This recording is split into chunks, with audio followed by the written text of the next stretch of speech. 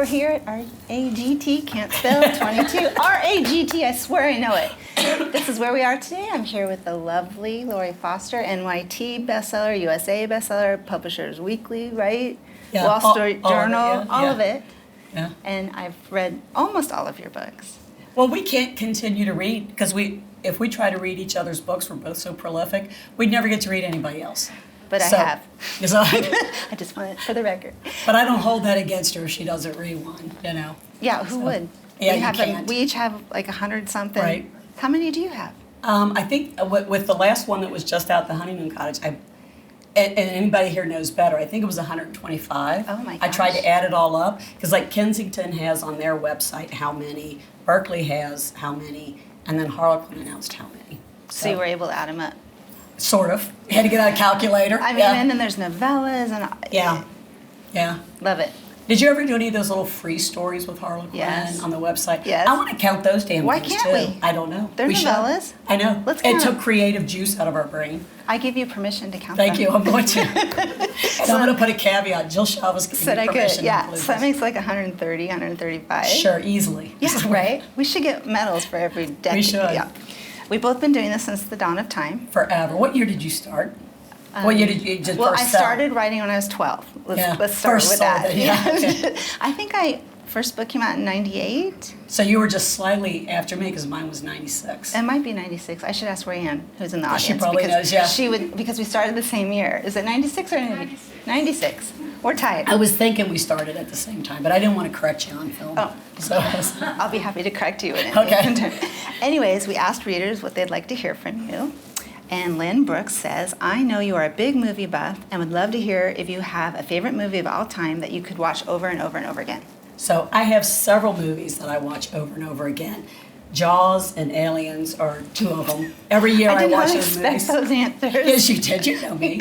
I love all the. I'm not a romance movie watcher. It just doesn't interest me. I guess because I write it all the time. But those two movies. But I also love The History of Violence with Viggo Mortensen, however you say his name. I love him. He just kills everybody, Yes. and that's really cool. Bad people. And I love The Perfect Getaway with Timothy Oliphant, who love looks like him Sex on a too. Stick. He's so Yes. hot in that movie. I love him, period. Did you see him in Justified? Yes. Yes. So Rayland in Justified is sort of thin, and he's got that funny walk he does. But on Perfect Getaway, he is buff. He's big. Oh. Yeah, he looks. You gotta check it out. I'll have He to go looks check it really out. good. He I looks just really saw good. him in some show that he's doing with Drew Barrymore, Oh yeah. and she's a zombie, and he's her husband. Well, so that's gonna be good too. And so he's funny. So I didn't bet know he still could do- has that broken walk, Yes, right? But I Yeah. didn't know he could be funny and sexy. Yeah, I'm sure he can do anything because Yes. that's how awesome he is. Well, here, I have a question for you. My husband and I have a list of 5 people. If they came knocking, we could, go off with the person. He's on my list. Is he on your list? Would he be on your list? I'm so old. I don't want anybody seeing me other than Alan. fantasy. So I can't. This is make-believe. Although Alan was born at the same time as Jamie Lee Curtis, so when we married, he always said, if I ever get an opportunity, because it's meant to be, and I'm like, go for it. So she's on his Because I know list. he's never going to have an opportunity. My husband's list is topped with Shania Twain. If she comes knocking, I have to she's- step aside. She's pretty so yeah. Would you go Please, for it? Yeah. have him. Yeah. He's yours. It's funny. Deborah Barclay wants to know Honeymoon Cottage Part 2? Yeah, so I'm actually writing that right now, and I don't title my books. You title yours, and you I have do. amazing titles. Thank you. I just turn it in and ask them, what do you want to title this? Because I completely suck at titles. I tried it one time, ages and ages ago, and do you remember that song, Eli's Coming, Hide Your Heart, Girl? Yes. So I named it Eli's Coming. Oh, no. not thinking about the connotations, and they called me up laughing and said, yeah, we're not going to do that. And you were So like, I was like, gee, I wonder why. I know, I can't imagine. It I was probably- so embarrassed when it dawned on me. It was a 'Cause different genre My entirely. brain was in an entirely different place, Of course. so So I this don't is a even good try. title. Honeymoon Cottage is a great title. But they kind of came up with that too. And then they didn't put the honeymoon cottage on the cover, so I don't know. But that's fine. It's a nice cover. I think it's 2 separate departments. Yeah, Title, cover. it is, yeah. So the one I'm writing now is with Emily is the flower lady, and Saul owns the restaurant. And Emily, it's tentatively titled Emily Lucretia Cuts Loose.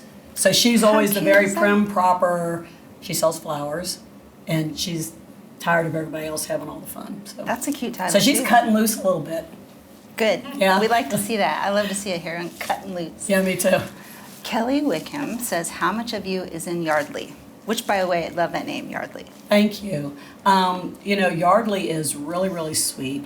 The only complaints I've really seen about this book so far is that, because unlike you, I read every review. You Good, do, bad, really? the ugly. Yeah, it doesn't, I always, if I read it, I go, you're wrong. And if someone loves it, I'm like, see, she gets it. So they don't really bother me too much. But so Yardley puts up with a lot from her mother and her aunt. But see, my whole family on that side was that way. They didn't know how to give a compliment. Everything was an insult. And then other people would say, your mom brags about you all the time. And I'd be like, never to me. All I ever hear is, are you going to fix your hair? And I'm like, I fixed it. It's done. My mom says, are you going to wear that today? Yeah, exactly, yeah. I'm like, yes, Mom. Actually, I am. When I first started writing romance, my mother said, you're going to get raped on your doorstep. And I'm like, it's not that bad, Mom. Where did she grow up? I don't know. But that was all the women on that side of the family. They were all that way. So, and you get to where you don't mind. It's who they are. So that part of me is maybe Yardley, but Yardley's way more generous for everyone else. She gets real involved in the town, and I would not. Or if I did, I'd do it very quietly so nobody knew and wouldn't want to talk to me about it. You're more likely to get involved with all the pets. Yes, I would. Yes.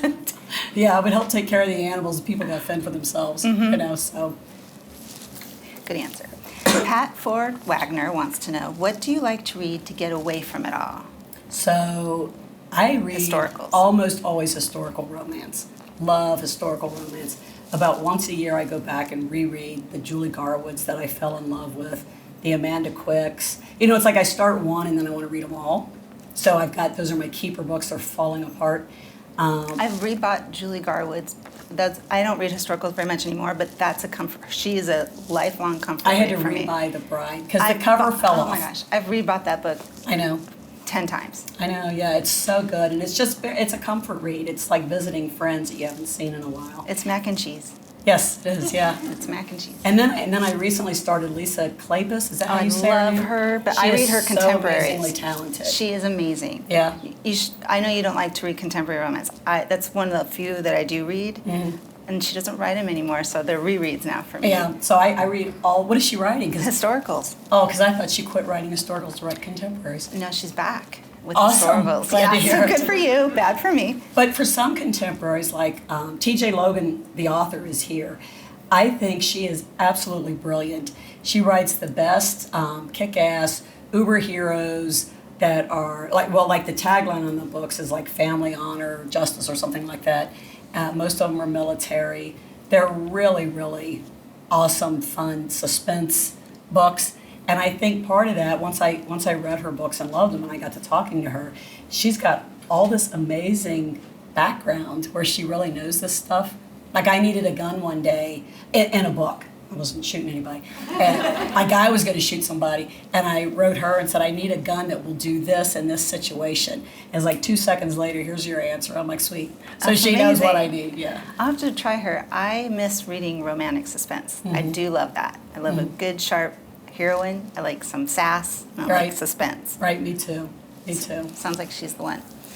Rhonda Jones-Stouffer says, love your contemporary setting books. Have you ever thought of writing a book set in another time period? So because I love historical romance so much, I know that I don't have that talent. That's a whole unique set of skills. And if anyone ever thinks reviews are tough, historical authors are checked on everything, every tiny, tiny thing.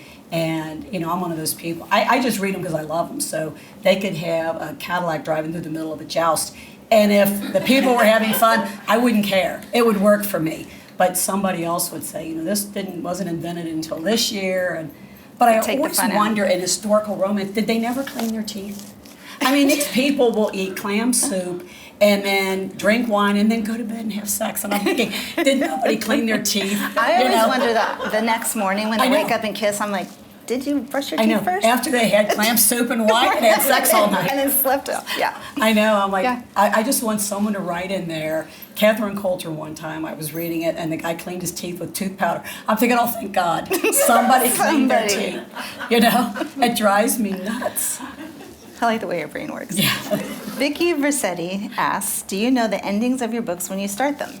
Well, You do because we not. write romance, we know it's going to end Well, happy. yes, but you don't because you know I'm it's a going to end. pantser, yeah. Yes, so you don't know the plot. I know they're going to get back together, and I know they're going to really be happy and be forever together, but I don't know how they're going to get there. That So, fascinates me because I'm the exact opposite. you know, the characters will. I remember when I wrote Jamie, which was, of course, One of a my long time favorites, ago. yes. And then I met the editors from Kensington, and Jamie had sort of had a scene ending in Just a Hint Clinton, the book before that. And they said, we can't wait to see what he was actually doing. And I said, me too. Because I didn't know what he was doing. He kind of had a woman he was carrying up a mountain, and we didn't know why. And I'm like, I just knew that he was, but I didn't know why yet. So, you know, but you know, before I start writing it, they start telling me what's going on so that when I sit down, I get a clue. And we had the same editor at Kensington. Kate Duffy. Yeah, it's our We've all raved about how awesome she was. Oh my gosh, she was Yeah. amazing. She was an icon in the industry. The last She's thing I just- have of her is she had sent me a picture. She'd gone to my photo shoot and she's being hugged by the cover model. And Oh. that's the last thing I have from her. And Oh. it just cracks me up to look I at still it. have all my old emails from her because used to, you had to mail the book in. You couldn't email it. Yes, I remember those days. 3 And- copies sometimes. Yes, and it was this thick, and it Uh-huh. cost a fortune. And your kids were probably young like mine at And the we were time. so poor. And Yes. the postage on these things. All right. I was like, And then do you we didn't know eat if this they were- week or do Yeah. we mail my book in? Yeah, right. It was tough times. And she would immediately email me and say, the eagle has landed, as soon as Nice. she got it. Yes. And then that night, she would call me and tell me everything she loved about it. She was I've amazing. never had anybody do that. She would call me and say, we're going to make buckets of money. Yeah. Which we didn't, but I love Yes, her. you did, yeah. She's great. Lisa Johnson, what would you do if you have writer's block? So I don't get writer's block. Do you ever get writer's block? I don't because I plot, Yeah. so I know where I'm going. So, you know, if I sit down to write and it's not flowing as much as I want it to, there's always laundry to go throw in. Or I go take a walk around the pond. So I don't really consider that writer's block so much as I'm just separating myself from what I'm doing for a moment. You know, the cats always want something, so I can go see which cat wants what. And then when I come back, it's fresh again and I just start. So, I mean, it might be 5 minutes, Yeah. you know. I also think we don't always have the luxury to have writer's block. This is our job. It's our mortgage. It's our food. It's a business. It's a business. I mean, I get to where if I've written myself into a corner, I'm like, okay, you were stupid. Go take a walk, go do the laundry or whatever and figure it out. But we don't have the luxury to wait Do you for the cuss muse. yourself? Because, like, I'll cuss myself. Oh, you know I cuss. I'm trying to behave. I know. I'll be like, bitch, that's not what they should be doing. What are you And I'm talking to doing? myself, yeah. I do talk to myself. My children laugh at me because I say apparently, okay, it's okay. Yeah. My pep talk to myself. I'll do that while you go to get something and you go, Lori, what are you doing? Lori, stop, think. Okay, Lori, now you know what you're doing. Yeah. Do you ever get called out on it by Alan? I don't think there's it. You know, or he'll say, can I get you something? A pill? Yeah, because he always knows. He takes really good care of me, just He like I know does, Dad yes, does you he as well. does. Marie Christensen said, who is your favorite hero?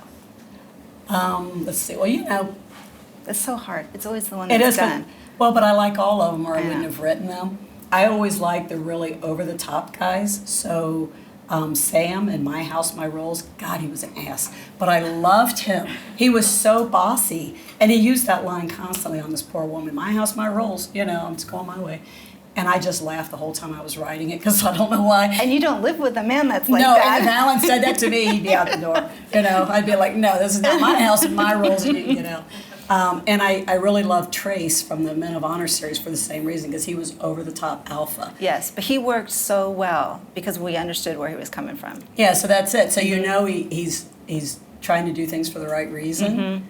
But oh my God, he put Chris through the ringer. So Yes, he did. I think we got time for one more. Okay. Nancy Jenke, sorry if I said that wrong. When you were young, what did you think you'd be when you grew up? Did you ever imagine you'd be a famous worldwide author? Famous and worldwide.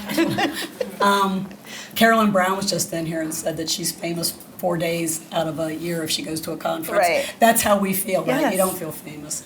No, so growing up, I came from kind of a dysfunctional family. Loved my family, but they were pretty dysfunctional. And I just wanted to grow up and have a nice household, not a house, a nice household, a nice family where everything was done the right way, where nobody was drunk and nobody left cigarette smoke everywhere, and that when you took a shower, the ceiling didn't drip with nicotine, and so that was what I wanted, and I have that. Alan and I keep a very clean house, and we're very, very organized.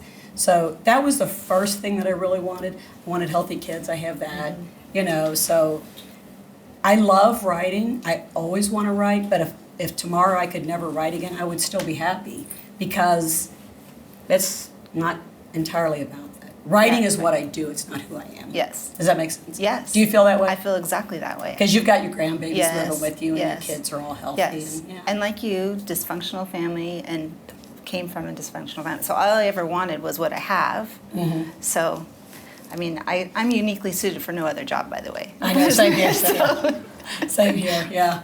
So we are both so fortunate. And this is why you and I get along so well, because we're both happy people. Yes. I get around some people that aren't happy people, and I totally sympathize and I feel for them, but they suck the life out of you. And there's so many reasons they could be happy, and they're choosing not to. They're choosing to wallow in their unhappiness. That's why this conference is so amazing to me, because I've not seen drama, and readers are amazing, and they just want to talk to you. And I'm a reader first. I consider myself. Yeah. So, had a great time here. Thanks for We having tend me. to nip the unhappiness in the bud around good. here. I never This saw is it. a happy place. Yes, you will be happy. But if you're not going to be happy, go somewhere else. Thank you for having us. Thank you. Thank you for being here Oh, again. sure, Maybe next time yeah. Dave can come again. Yes, I'll bring him. He's holding down the fort, quite literally. Yeah. All right. Thank you. Thank you.